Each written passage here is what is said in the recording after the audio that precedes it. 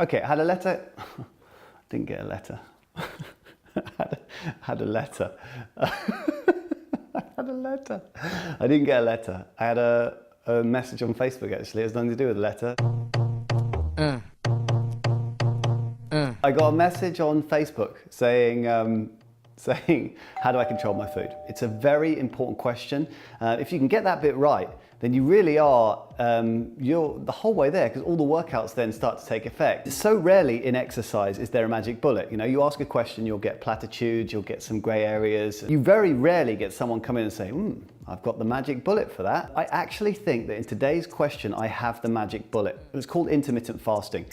Come on, no, come on, you're a good girl. What is it? Well, funny you should ask. It's essentially when you eat early and late at night, so you have your dinner early, and then you have your breakfast late. So you stretch out that amount of time when you're not eating. So a normal day, let's say you wake up at 6, have some breakfast, and you have your last bite to eat at 10. Okay, that's 16 hours. But what you're doing when you're intermittent fasting is if you stop eating at 6 and you have your breakfast at 10 a.m., what you're doing is you're putting all of the normal amount of food into a smaller period of time. Instead of eating between 6 and 10, 16 hours, you're gonna put all of your 3 meals between 10 and 6, 8 hours. So if you were to stuff the same amount of food into half the amount of time, how are you gonna feel?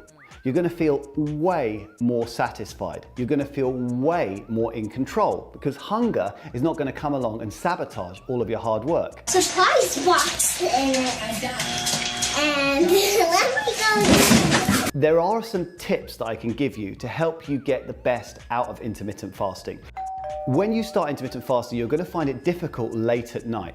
So when you stop eating at 6, you finish your last meal, you're gonna struggle, you're gonna start getting hungry and hungry and hungry again. Now my advice to you is to get something that you can nibble on that allows you to take the edge off your hunger without completely breaking your fast. So I did it with almonds, or you could boil an egg, or you could have a bite of some vegetable sticks or something. Just have something small, take the edge off that allows you to go into your sleep without breaking your fast. Get to bed early. The longer you stay up, the more you're gonna wanna eat food. The sooner you can get unconscious, the sooner you take that hunger pang out of the equation. If you think to yourself, but I don't want to go to bed early, I want to stay up late, then that is an action that has a consequence. For a myriad of different reasons, going to bed early is for me, is the right way to go. Every bad decision that you made in your life, I bet 95% of the decisions are made between 9 p.m. and 2 a.m. What really do you do after 9 o'clock at night? You're on social media, you're on YouTube, you're on Facebook, you're carousing around town, you're making bad decisions. So why add that 5 hours into your life? Why not just chop it, add the energy on for the next day, and be happy the moment you wake up? La la, la la la.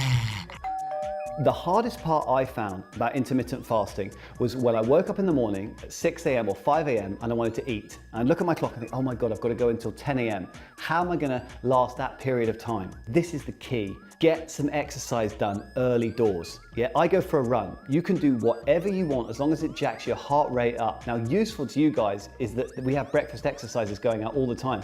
So just do your breakfast exercises. It's a short, sharp, varied workout that will do exactly what you want it to do, which is burn some calories and jumble up all of your insides. It takes away your appetite like that. Now, when you're doing the exercise, the energy that you pull from your body to do that exercise is obviously done on an empty stomach because you stopped eating at 6 o'clock.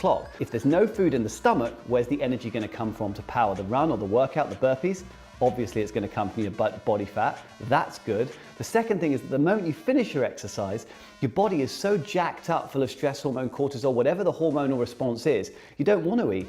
And at that point, you can then last it out. It is an amazing thing. When you finish your run, you get in the shower, you get out, you feel like you're in control. You can then ride that wave until 10 a.m. where you start your day of food. And that is intermittent fasting. Smile, Sammy!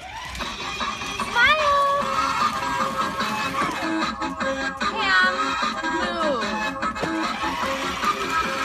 What's happened to me since I've been doing intermittent fasting is that the control that I have over my food has markedly improved. It's become so ground in. You know, when people fast for Ramadan, they always say the first part is the hardest. They look weak when they first start, and then after a week, week and a half, they're like, this is easy. It's easy for me now. They've just got it down. The body adapts so quickly to this intermittent fasting that I guarantee you, after 1 to 2 weeks, You will have so much control over your food. You won't even feel hungry. I would advise anyone to give it a shot. Don't give up straight away, and try and include the tips that I gave you, having a little nibble on something, getting to bed early, and most importantly, doing some exercise when you wake up in the morning. Those three things I think will set you off on a good foot to get intermittent fasting into your lifestyle. If you can get it in and locked in, I guarantee you it's the closest thing to a magic bullet in fitness you're ever gonna get.